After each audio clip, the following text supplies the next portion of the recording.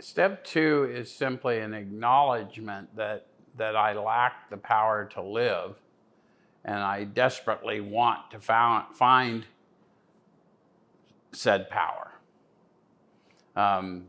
Most of us in our active addiction would have to admit we have not been living. We may have been dying a little bit at a time, or we may already be dead and just don't know enough to lay down. But we need to find a power to live, and so that power has got to be every bit as tangible and sensory as the power I've been chasing.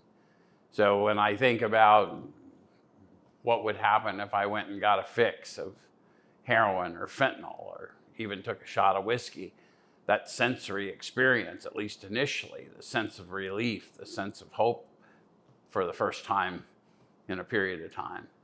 I need something like that, and I need to know that that power goes with me and that it can be improved upon so that I can move away from that which I know. And so it's not a theology. It's an acknowledgement of a human condition that is void of any purpose.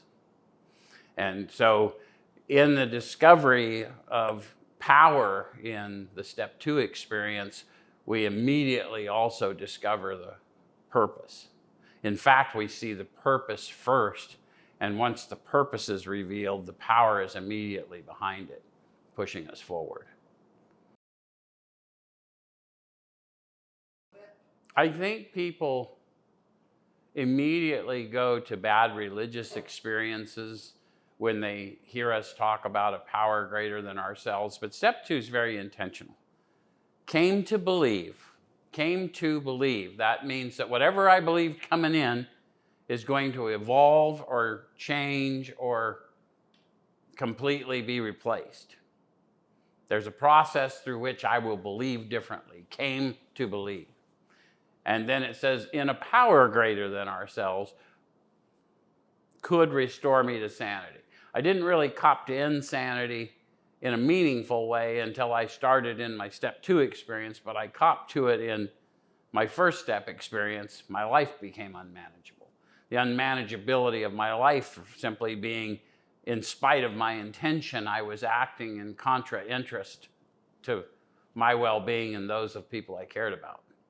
So the idea of the step two experience and why people need to start acknowledging that if I were going to just not pick up no matter what, if I were going to just not use opiate drugs or drink alcohol anymore, why didn't I do it before I lost my family and my business and my home and my freedom? If I was really going to do that, wouldn't I have done that logically sometime before now? And am I willing to bet my existence going forward on my sudden found ability to do so simply because I encountered a fellowship of people who told me that's what they had done? Because, see, I'm not that kind of believer. If you don't prove it, I don't believe you. I never once took a drink or a hit of anything without knowing exactly how it was going to make me feel. Well, the whole process is about getting honest with yourself, right? I came into a world that was pre-existent, and only my awareness of it was improved in growing to adulthood. I learned that everything that I had always known was here. I didn't bring anything with me into the world. That's just a human experience. As a baby, everything, we got faith in our parents. I cry, they feed me, or whatever. Hopefully that's the relationship we have.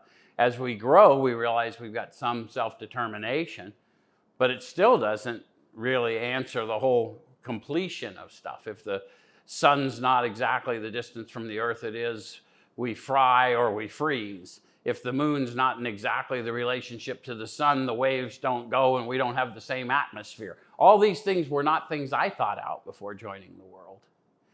So if I'm going to come to believe, all I got to do is look around. There's already something greater than me, the world in which I came in. Now my world has become tragically small because of my addiction. So what had the power to make my world so small? Did I want my world to be this small? At times I thought I did, but that's silly. So the reality is, there's already many things in play that prove there's a power greater than me. What am I going to do, and how am I honestly going to at least look at what my part in all of that is? And so how can I move consciously into something that I don't believe in?